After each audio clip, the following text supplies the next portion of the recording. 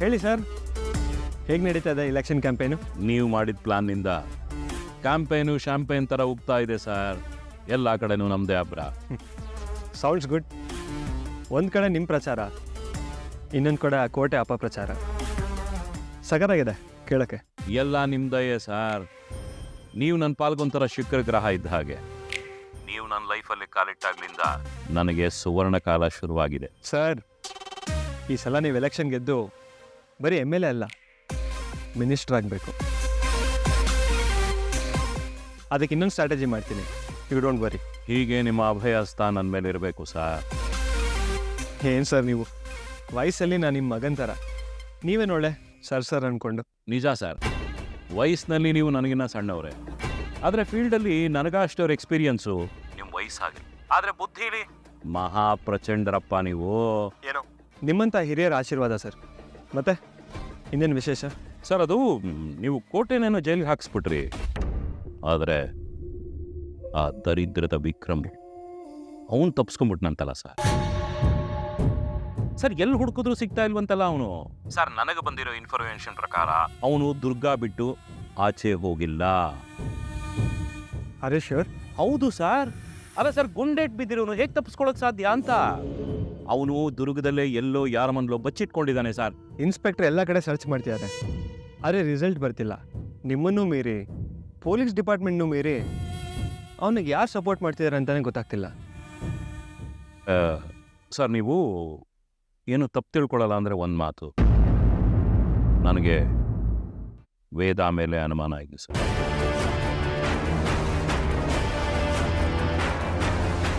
ಯಾಕೆ ಸರ್ ಧ್ವನಿನೇ ಬರ್ತಾ ಇಲ್ಲ?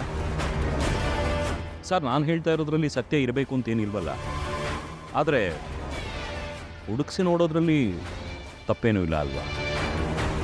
ತಪ್ಪೇನಿಲ್ಲ. ಸರಿ ಬಿಡಿ, ನಾನು ಇನ್ಸ್ಪೆಕ್ಟರ್ ಹತ್ರ ಮಾತಾಡಿ ನಾಳೆನೇ ಜಡ್ಜ್ ಸತ್ಯಮೂರ್ತಿಗಳ ಮನೇನ ರೈಡ್ ಮಾಡಿಸ್ತೀನಿ. ಆ ಕೆಲಸ ಮಾಡಿ ಸರ್. ನನಗೆ ಬೇಕಾಗಿರೋದು ಆ ವಿಕ್ರಮ್ ಹೆಣ. ನನಗೆ ಬೇಕಾಗಿರೋದು ಅದೇ. Bye sir.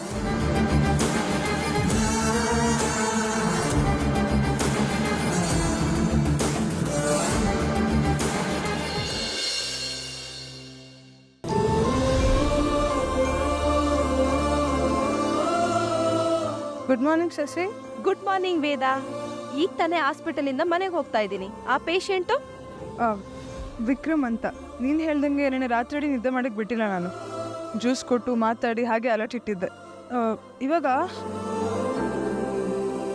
ಪಲ್ಸ್ ರೇಟ್ 72 ಇದೆ, ಆಕ್ಸಿಜನ್ 96 ಇದೆ. ವಾವ್, ನೀನೇನ್ ಮಾಡಿದೀಯ ಗೊತ್ತಾ? ಏನು? ಒಂದು ಜೀವ ಕಾಪಾಡಿದೀಯ.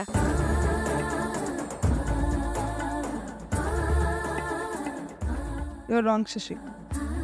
ನಾನು ನನ್ನ ಜೀವನ ಕಾಪಾಡ್ಕೊಂಡಿದ್ದೀನಿ. ವಾಟ್? ಮತ್ತೆ ಅವ್ರಿದಾರಾ? ಹಾಂ ಇದ್ದಾರೆ. ಮಾತಾಡ್ತೀಯಾ? ಕೊಡು. ವಿಕ್ರಮ್ ಡಾಕ್ಟರ್. Hello doctor. ನಮಸ್ಕಾರ ವಿಕ್ರಮ್, ಹೇಗಿದ್ದೀರಾ? ಫೀಲಿಂಗ್ ಬೆಟರ್, ಆದರೆ ಆಗಾಗ ಸ್ವಲ್ಪ ತಲೆ ಸುತ್ತು. ಸಿವಿಯರ್ ಆಗಿ ಬ್ಲಡ್ ಲಾಸ್ ಆಗಿದೆ ವಿಕ್ರಮ್ ನಿಮ್ಗೆ. ಅದ್ರ ಪ್ರಭಾವ ಇದು. ಆಗಾಗ ಕಾಲ್ ನರಗಳು ಕೂಡ ಎಳ್ದಂಗಾಗುತ್ತೆ. ಹಾಗಂತ ನೀವೇನ್ ಗಾಬರಿ ಪಡ್ಕೊಂಬಿಡಿ, ಎಲ್ಲ ಸರಿ ಹೋಗುತ್ತೆ. ನಾನು ವೇದಾಗೆ ಕೆಲವು ಮಾತ್ರೆಗಳಲ್ಲಿ ಇಷ್ಟನ್ನ ಕಳಿಸ್ತೀನಿ. ಟೈಮಿಗೆ ಸರಿಯಾಗಿ ಊಟ ಮಾಡಿ, ಟೈಮಿಗೆ ಸರಿಯಾಗಿ ಮಾತ್ರೆ ತಗೊಳ್ಳಿ. ಈಗ ನೀವು ಬದುಕಿದ್ದೀರಾ ಅಂದ್ರೆ ಅದಕ್ಕೆ ಕಾರಣ ವೇದ.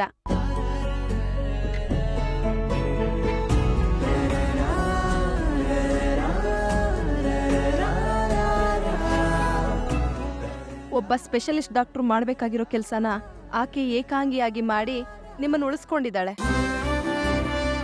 ನಿಮಗ್ ಸರ್ಜರಿ ಮಾಡಿ ಬುಲೆಟನ್ ಹೊರಗಡೆ ತೆಗ್ದಿದ್ದಾಳ್ರಿ ಅವಳು.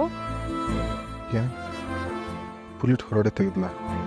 ನಿಮ್ಗಾಗ ಪ್ರಜ್ಞೆ ಇರ್ಲಿಲ್ಲ. ನಾನು ಫೋನಲ್ಲಿ ಇನ್ಸ್ಟ್ರಕ್ಷನ್ಸ್ ಕೊಡ್ತಿದ್ರೆ ಆಕೆ ಅದನ್ನ ಎಕ್ಸಾಕ್ಟ್ ಆಗಿ ಫಾಲೋ ಮಾಡಿ ಈ ಆಪರೇಷನ್ನ ಸಕ್ಸಸ್ ಮಾಡಿದಾಳೆ. ನೀವು ರಾತ್ರಿ ಪೂರ ನಿದ್ದೆ ಮಾಡ್ದಿರೋ ತರ ನೋಡ್ಕೋಬೇಕು ಅಂತ ಹೇಳಿದ್ದೆ. ಪಾಪ ಅದನ್ನು ಕೂಡ ನಿಮ್ಗೋಸ್ಕರ ಮಾಡಿದಾಳೆ. ನಿಮ್ ತಾಯಿ ನಿಮ್ಗೆ ಜನ್ಮ ಕೊಟ್ಟಿದ್ರೆ ವೇದ ನಿಮ್ ಪ್ರಾಣ ಉಳಿಸಿ ನಿಮಗ್ ಮರು ಜನ್ಮ ಕೊಟ್ಟಿದ್ದಾಳೆ. ನಿಮ್ಮ ಹೆಸರು ಕೇಳಿದ ತಕ್ಷಣ ನೀವ್ ಯಾರು ಅಂತ ನನಗೆ ಅರ್ಥ ಆಗೋಯ್ತು. ವೇದ ನಿಮ್ ಪಾಲಿನ ದೇವತೆ ಕಣ್ರಿ. ಅವಳು ನಿಮ್ ಜೊತೆ ಇರೋವರೆಗೂ ನಿಮ್ಮನ್ ಯಾರು ಮುಟ್ಟಕ್ಕಾಗಲ್ಲ. ಅವಳು ನಿಮ್ ಪಾಲಿನ ಶಕ್ತಿ ದೇವತೆ.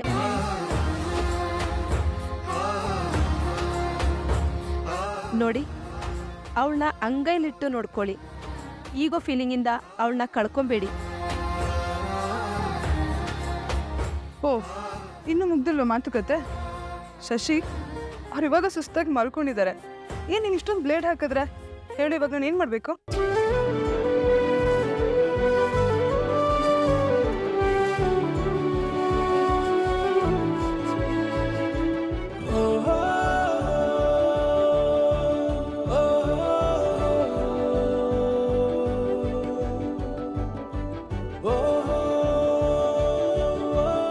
ಬಾಯ್ ಶಶಿ, ಟೇಕ್ ಕೇರ್. ಬಾಯ್.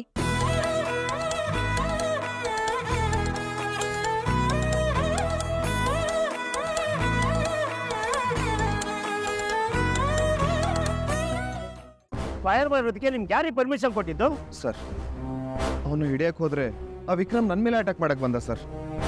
ನಾನು ಆತ್ಮರಕ್ಷಣೆಗೋಸ್ಕರ stop this nonsense. Don't tell me bullshit stories.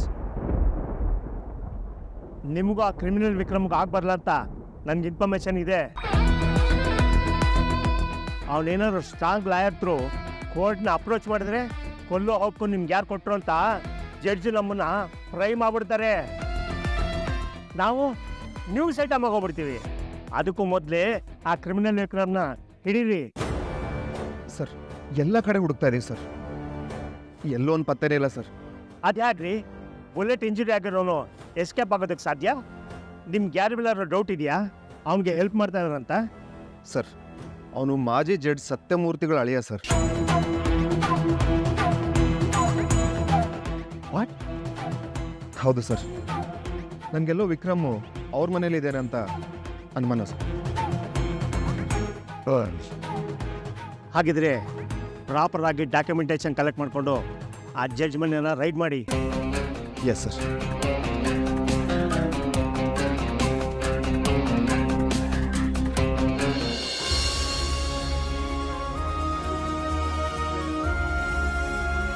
Hello mister Gunda, ಏನು ಸೈಲೆಂಟ್ ಮೋಡಿಗೆ ಹೋಗ್ಬಿಟ್ಟಿದ್ಯಾ? Any serious matter? ನಾನು ಇಲ್ಲಿಗೆ ಕರ್ಕೊಂಡ್ಬಂದೆ. ಅಲ್ಲ ಗುರು, ಎಷ್ಟು ಸಲ ಅಂತ ಒಂದೇ ಪ್ರಶ್ನೆನ ಕೇಳ್ತೀನಿ ನೀನು? ನಾನು ರಾತ್ರಿ ನಿನ್ನ ಹತ್ರ ಬಂದಿದ್ದು, ನಾನು ನಿನ್ನ ಮನೆ ಕರ್ಕೊಂಡು ಬಂದಿದ್ದು, ಇದೆಲ್ಲ ನೆನಪಿದೆಯಾ ಹೋಗ್ಲಿ ನಿನಗೆ? ಸರಿಯಾಗಿ ನೆನಪಿಲ್ಲ, ಸ್ವಲ್ಪ ಮಸುಕಾಗಿ ನೆನಪಿದೆ ಅಷ್ಟೆ. ಫಸ್ಟ್ ಆಫ್ ಆಲ್, ನೀನು ಕ್ರಿಟಿಕಲ್ ಕಂಡೀಷನಲ್ಲಿದ್ದೆ. ನನಗೇನಾಗ್ತಿದೆ ಅಂತ ನಿನಗೆ ಗೊತ್ತಾಗ್ತಿರ್ಲಿಲ್ಲ. ಇನ್ನು ಈ ಮನೆಗೆ ಯಾಕೆ ಕರ್ಕೊಂಡು ಬಂದೆ ಅಂತ ನಿನ್ನ ಪ್ರಶ್ನೆ ಅಲ್ವಾ? ಪೊಲೀಸ್ನವರು ನಿನ್ನನ್ನು ಹುಡುಕ್ತಿದ್ದಾರೆ. ನಿನ್ನ ಕಾಲಿಗೆ ಶೂಟ್ ಮಾಡಿದ್ದು ಪೊಲೀಸ್ ಅವ್ರೆ ಅಂತ ನೀನೇ ನನ್ನ ಹತ್ರ ಹೇಳಿದ್ಯಾ. ಪೊಲೀಸ್ನವ್ರ ಕೈಗೆ ನೀನು ಸಿಗದೆ ಇರೋ ಥರ ಎಲ್ಲರೂ ನಿನ್ನ ಇಡಬೇಕಾಗಿತ್ತು. ಅವರಿಂದ ನಿನ್ನನ್ನು ತಪ್ಪಿಸ್ಬೇಕಿತ್ತಂದ್ರೆ ಅವ್ರು ಹುಡುಕದೇ ಇರೋ ಜಾಗದಲ್ಲಿ ನಿನ್ನ ಇರಿಸ್ಬೇಕಾಗಿತ್ತು. ಒಬ್ಬ ಮಾಜಿ ಜಡ್ಜ್ ಮನೆಗಿಂತ ಬೆಟರ್ ಪ್ಲೇಸ್ ಎಲ್ಲಿರಕ್ಕೆ ಸಾಧ್ಯ? ನೀನು ಹೇಳು. ಮನೆಯವ್ರೇನು ಹೇಳಿಲ್ವಾ? ಅವ್ರಿಗೆ ಗೊತ್ತಿದ್ರು ತಾನೆ. ಕತ್ತಲ್ ಬರೋ ಮಾಂತ್ರಿಕ ರಾಜ್ಕುಮಾರಿನ 7 ಸಾಗರದ ಆಚೆಲಿ ಬಚ್ಚಿಟ್ಟಂಗೆ ನಾನು ನಿನ್ನ ರೂಮ್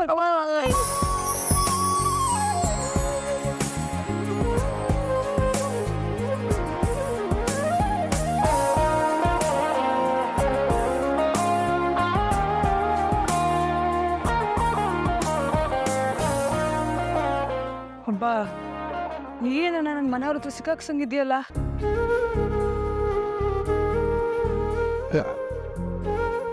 ಬೇತಾಳ, ನನ್ನ ಮೊಬೈಲಲ್ಲಿ ಕಾಣಿಸ್ತಿಲ್ಲ. ನಾಯಕರಿಗೆ ಫೋನ್ ಮಾಡಬೇಕು, ಅವ್ರು ಹೇಗಿದ್ದಾರೆ ಏನೋ.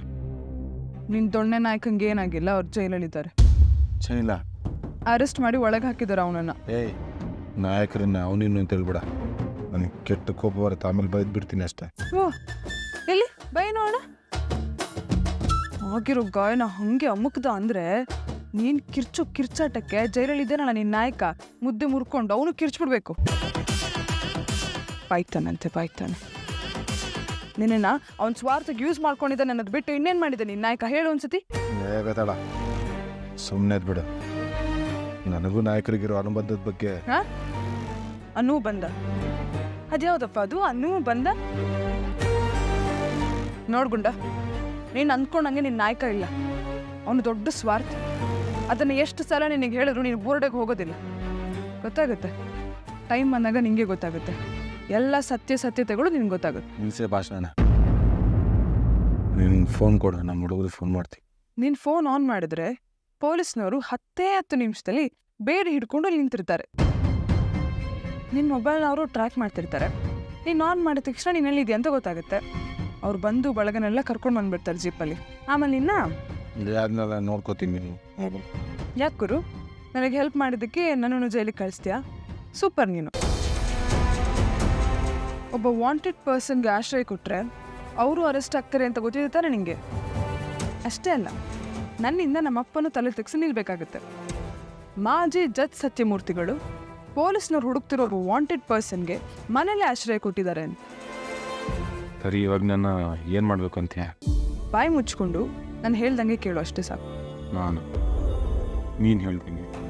ಹೌದು, ಇವಾಗ ನೀನು ನನ್ನ ಕಸ್ಟಡಿಲಿ ಇದೆಯಾ. ನಾನು ರಿಲೀಸ್ ಮಾಡೋವರೆಗೂ ನೀನು ತೆಪ್ಪಗಿರ್ಬೇಕು. ಇಲ್ದಿದ್ರೆ ಇಲ್ದಿದ್ರೆ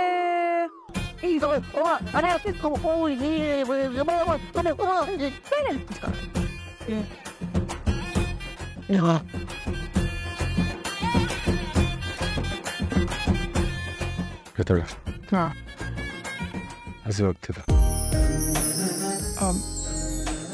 2 ನಿಮಿಷ ಹಿಂಗೋಗಿ ಹಿಂಗೆ ಬರ್ತೀನಿ, ತಿಂಡಿ ತರಿಸ್ತೀನಿ.